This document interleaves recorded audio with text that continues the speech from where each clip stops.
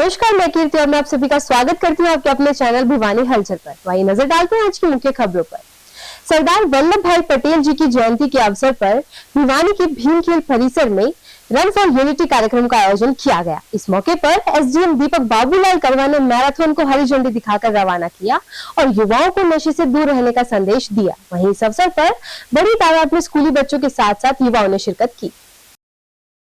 इस मौके पर एसडीएम ने कहा कि आज युवाओं को नशे से दूर रहने की जरूरत है। साथ ही उन्होंने हरियाणा में खालिस्तान की दस्तक का अंदेशा जताते हुए कहा कि जैसे पड़ोसी राज्य में इस तरह की गतिविधियां हो रही हैं, वैसे ही गतिविधियां अब हरियाणा में भी होने लगी हैं। उन्होंने कहा कि युवाओं को बरगलाया जा रहा है, लेकिन देश की एकता व अखंडता के लिए युवाओं को एकजुट रहना होगा। उन्होंने कहा कि जिस तरह सरदार वल्लभ भाई पटेल ने पूरे देश को एक सूत्र में पिरोने का काम किया था, ठीक उसी प्रकार युवाओं को भी उनके आदर्शों पर चलते हुए देश की एकता व अखंडता के लिए काम करना होगा।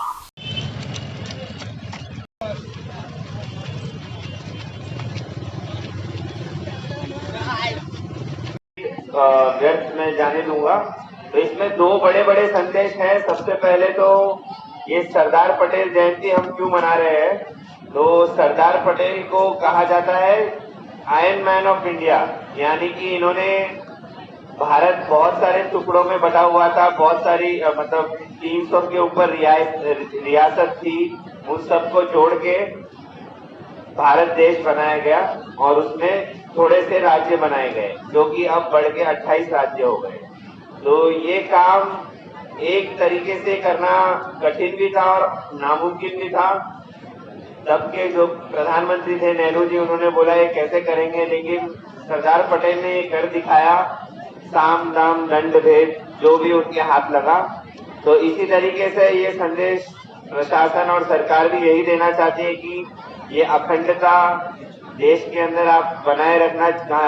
बड़े होके आप कहाँ भी नौकरी करें, कहाँ भी जाएं, कहाँ भी खेल कूद करें उस माध्यम से, और साथ साथ देश को एक साथ रखना है। आजकल काफी असामाजिक तत्व देश को तोड़ने में लगे। अपने हरियाणा राज्य के बगल के राज्य में भी ऐसी बहुत सारी अखिल भारतीय कांग्रेस कमेटी के द्वारा नियुक्त भिवानी मेहंदगढ़ लोकसभा के ऑब्जर्वर हंसमुख चौधरी द्वारा मंगलवार को कमला भवन में युवा कांग्रेस के भिवानी अध्यक्ष राकेश शर्मा द्वारा आयोजित युवा कार्यकर्ता मीटिंग को संबोधित किया गया। इस अवसर पर उन्होंने संगठन की मजबूती और कांग्रेस संगठन में युवा वर्ग की भागीदारी के लिए किए जाने वाले कार्य पर प्रकाश डाला और बीजेपी जेजेपी पर युवाओं के भविष्य के साथ खिलवाड़ करने का आरोप भी लगाया। इस बारे में जिला ऑब्जर्वर दिनेश सिंह ने कहा कि वे संगठन की मजबूती के लिए लगातार जिले का दौरा कर रहे हैं। इस दौरान लोगों से मिलना उनका होता रहता है और पता चलता है कि वे प्रदेश सरकार से कितने तंग हैं और इस सरकार से छुटकारा चाहते हैं। उन्होंने दावा किया कि आने वाले विधानसभा चुनाव में राज्य में कांग्रेस की सरकार बनेगी। युवा हल्का अध्यक्ष राकेश शर्मा ने कहा कि युवा वर्ग कांग्रेस पार्टी और दीपेंद्र हुड्डा की तरफ देख रहा है, क्योंकि वह ही उनका भला कर सकते हैं और उन्होंने इस बेरोजगारी रूपी दलदल से बाहर निकाल सकते हैं। उन्होंने कहा कि मौजूदा सरकार इवेंटबाजी और विज्ञापनों को ही हकीकत मानकर चलती है, जबकि कांग्रेस की नीतियां धरातल पर लागू होती थी। इसलिए कांग्रेस कार्यकाल के दौरान सही मायने में प्रदेश का विकास और हर वर्ग का सम्मान हुआ।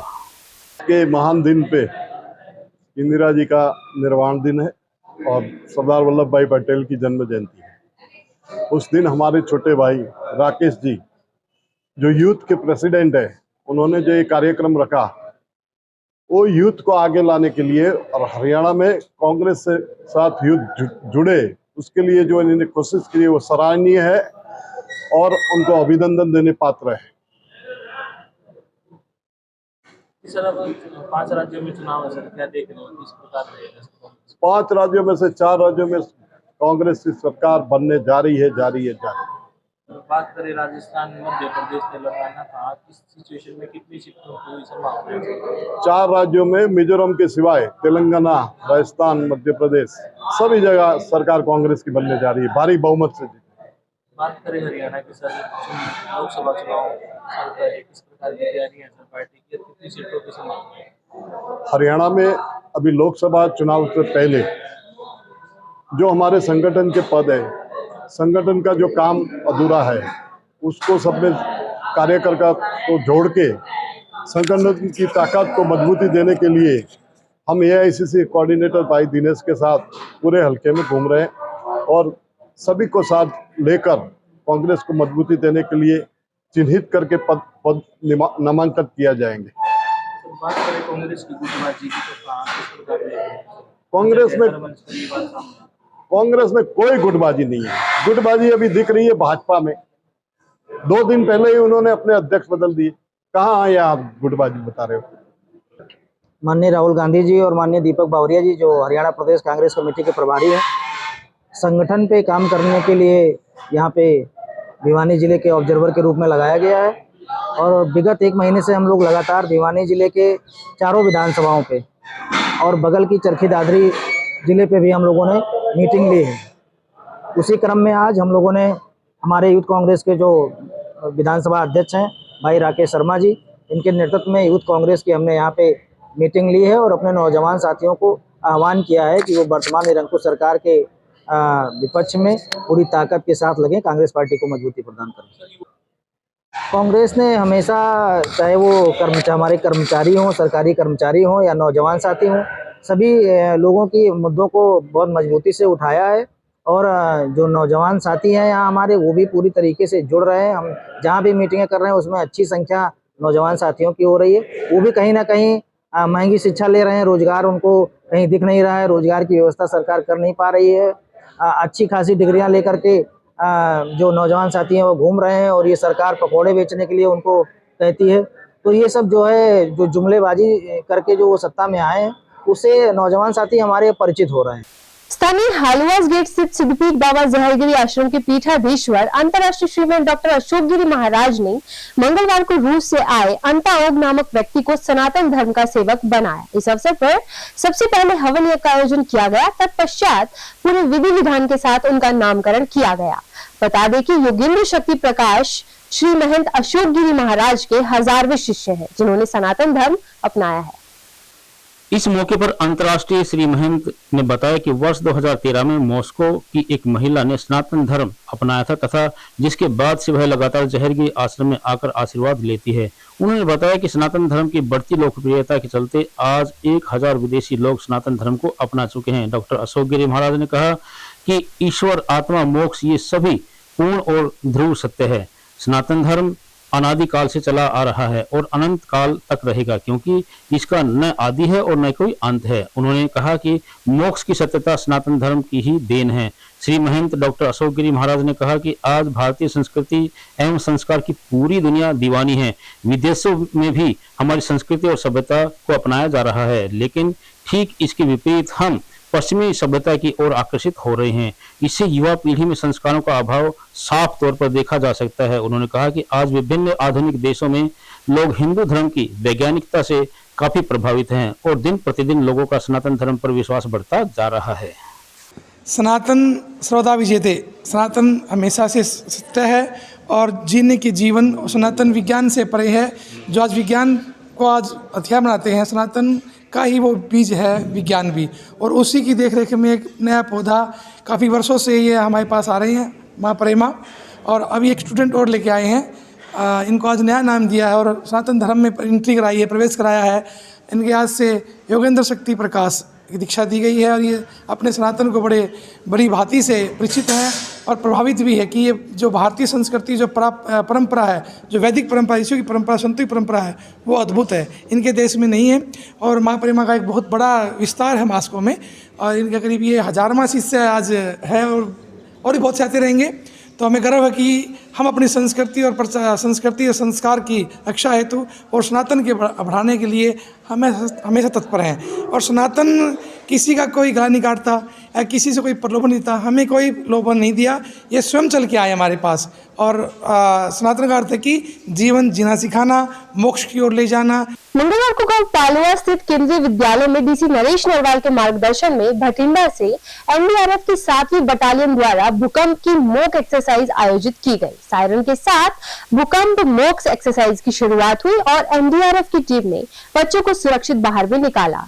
मॉक एक्सरसाइज में पुलिस उप निरीक्षक विशेष ने भी विद्यार्थियों को आपदा से बचाव के बारे में जरूरी जानकारी दी। आपको बता दें कि भूकंप की मॉक एक्सरसाइज के दौरान सहायक कमांडेंट देवेंद्र सिंह के नेतृत्व में एनडीआरएफ की टीम ने भूकंप का एक तरह से वास्तविक नजारा प्रस्तुत किया। भूकंप के सायरन के साथ ही बचाव दल की टीम कक्षाओं में गई उन्होंने बच्चों को अपने अपने बैग सिर पर रखकर स्कूल से बाहर खुले परिसर में जाने को कहा। सभी बच्चे सुरक्षित बाहर आए। ऊपर की मंजिल पर कुछ कमरों से बच्चों को सीढ़ियों के सहारे बाहर निकाला गया। मामूली रूप से घायल कुछ बच्चों को एनडीआरएफ की टीम ने जिला पुलिस की टीम के सहयोग से स्ट्रेचर के सहारे बाहर निकाला। जिला रेडक्रॉस वॉलंटियर ने प्राथमिक उपचार सहायता प्रदान की और बाद में उनको स्वास्थ्य विभाग की टीम ने उपचार दिया। वहीं उन्होंने बताया कि रेस्क्यू ऑपरेशन के दौरान एनडीआरएफ की टीम डॉग स्क्वाड का भी सहारा लेती है। भूकंप की स्थिति में उपकरणों के सहारे मलबे या पत्थरों को काटकर उनके नीचे दबे लोगों को सुरक्षित बाहर निकाला जाता है। उन्होंने विद्यार्थियों को बाढ़ व आगजनी के दौरान स्थिति में भी बचाव की जानकारी दी। इस दौरान विद्यार्थियों को प्राकृतिक आपदा से बचाव के दौरान प्रयोग होने वाले उपकरणों के बारे में भी जानकारियां दी गई। को भी थोड़ा रिस्क रहता है, यदि थोड़ा हाथ से स्लिप हो गए या जिस ऑब्जेक्ट को काट रहा था तो हार्ड टो बूट है, इनको आप हैमर से मारिए, इसके ऊपर कटिंग कीजिए तो ये उसको प्रोटेक्ट करने के लिए। ये सर फिर जैसा कि आपने वहाँ पे देखा था कम अलोंग बोलते हैं इसको, तो ये रोप रेस्क्यू के लिए जो बिल्डिंगों वगैरह से उतारते हैं तो बिल्डिंग में कई बार क्या होता है स्पेस कम होता है उस जगह में आदमी को पकड़ने के लिए, स्ट्रेचर को भेजने के लिए, तो इसको हम बेस बनाते हैं वहाँ पे पूरा स्टेबल करते हैं और फिर इसके यहाँ से रोप आके बंदे को हम नीचे उतार सकते हैं।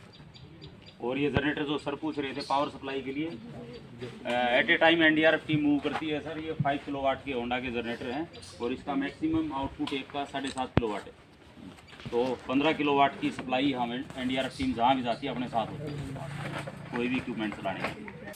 मंगलवार को स्थानीय राजकीय मॉडल संस्कृति स्कूल में 2 दिवसीय जिला स्तरीय सांस्कृतिक महोत्सव के दूसरे दिन का आगाज मां शारदे के समक्ष दीप प्रज्वलन के साथ किया गया। कार्यक्रम में मुख्य अतिथि के रूप में जिला मौलिक शिक्षा अधिकारी श्रीमती संतोष नागर उपस्थित रही। वहीं कार्यक्रम के समापन अवसर पर जिला शिक्षा अधिकारी नरेश मेहता ने बच्चों को प्रशस्ति पत्र देकर पुरस्कृत किया और उनका उत्साहवर्धन भी किया। इन प्रतियोगिताओं में समूह नृत्य, एकल नृत्य, लघु नाटिका एवं रागनी के आयोजन में बच्चों ने अपनी प्रतिभा का जलवा बिखेरा। जिला मौलिक शिक्षा अधिकारी श्रीमती संतोष नागर ने कहा कि ये नन्हे मुन्ने बच्चे ही प्रदेश की विरासत को बचाए हुए हैं, जिनके माध्यम से रागनी, नाटिका और नृत्यों से पूरे प्रदेश की कला को प्रदर्शित किया जा रहा है। निर्णायक मंडल की भूमिका में डॉक्टर रचना शर्मा, इंदु शर्मा, रेखा पुलकित, आर्य, वीएम बेचन रहे। मंच संचालन दीपमाला, राकेश रोहिला, जितेंद्र कुमार एवं शीतल भारद्वाज द्वारा किया गया। वहीं इस अवसर पर कार्यक्रम को सफल बनाने में श्रीमती सविता घनघस, श्री राजीव शर्मा, राजेश अरोड़ा, रीमा परमार इत्यादि का विशेष योगदान रहा। मैंने हिंदी धर्म के बारे में कुछ बातें बताई हैं, संस्कृति की बातें बताई हैं।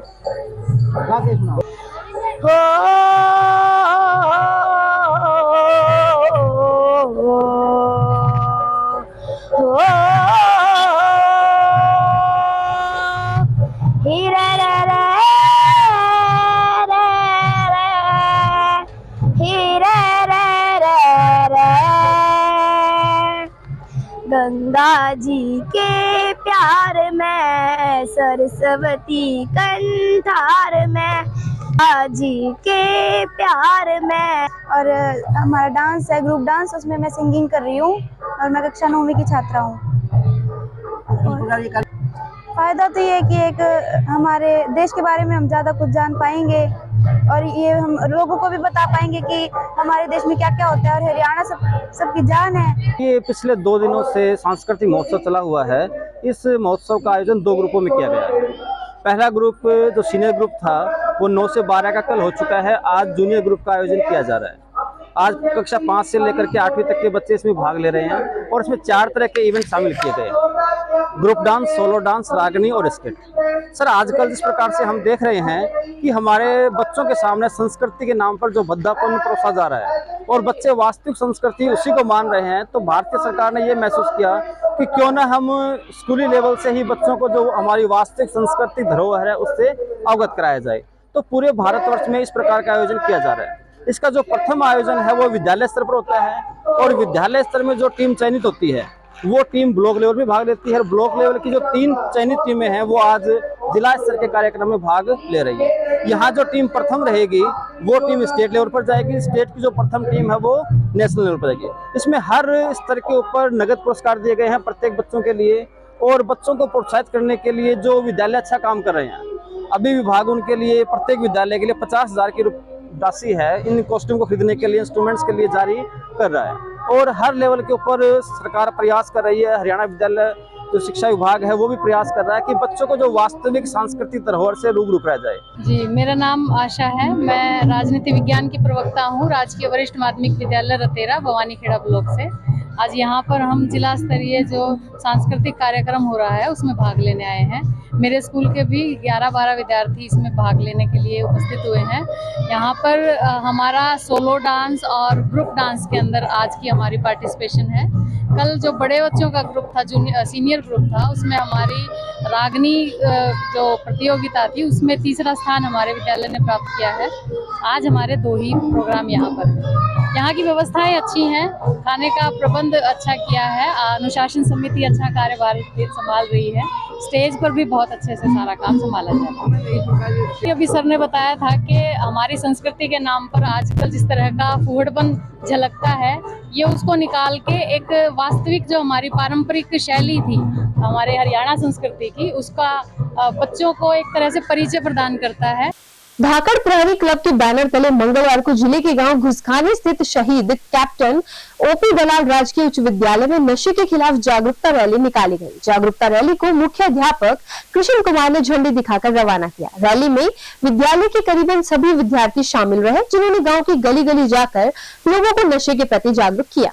जागरूकता रैली को मुख्याध्यापक कृष्ण कुमार ने झंडी दिखाकर रवाना किया। जागरूकता रैली का नेतृत्व मुकेश सांगवान, लक्ष्मी देवी, अनिल शर्मा, नवीन ढांडा, विजेंद्र सिंह ने किया। जागरूकता रैली में विद्यालय के करीबन सभी विद्यार्थी शामिल रहे, जिन्होंने गांव की गली गली घूमकर सभी को नशे के दुष्परिणाम बताए। इस मौके पर गांव घुसखानी सहित शहीद कैप्टन ओपी दलाल राजकीय उच्च विद्यालय धाकड़ प्रहरी क्लब के नोडल अधिकारी पीटीआई विनोद पिंकू एवं सहायक नोडल अधिकारी हिंदी अध्यापक अनिल कुमार ने बताया कि युवा पीढ़ी को नशे की गर्त से बाहर निकालने के लिए सरकार ने धाकड़ प्रहरी क्लब का गठन किया है, जो कि सराहनीय है। उन्होंने बताया कि इस क्लब के माध्यम से न केवल ग्रामीण युवाओं को बल्कि उनके अभिभावकों को भी नशे के दुष्परिणामों के बारे में बताया जा रहा है, ताकि अधिक से अधिक लोग इस बारे में जागरूक हों तथा नशा मुक्त भारत का सपना जल्द से साकार हो सके। उन्होंने कहा कि नशा वह मीठा जहर है जो शुरू में सभी को अच्छा लगता है, लेकिन यह मीठा जहर धीरे धीरे न केवल नशा करने वाले व्यक्ति बल्कि उसके परिवार को भी पूरी तरह से बर्बाद कर देता है। इसलिए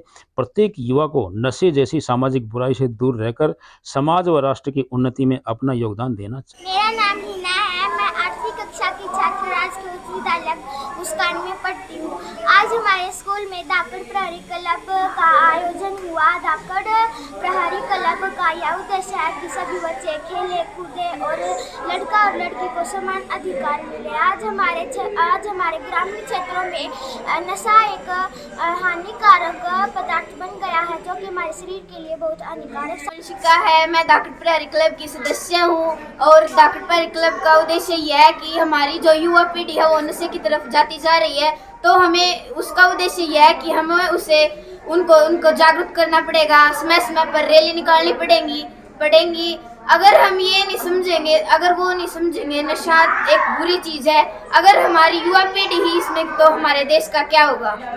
इसलिए धाकड़ प्रहरी क्लब का उद्देश्य यही है कि हम सभी को जागरूक करें, समय समय पर रैली निकालें और उनको भी समझना होगा कि नशा हमारे शरीर के लिए हानिकारक है। खबरों का सिलसिला यूं जारी रहेगा। मुझे भिवानी हलचल की टीम को दीजिए इजाजत और बने रहिए आपके अपने चैनल भिवानी हलचल के साथ।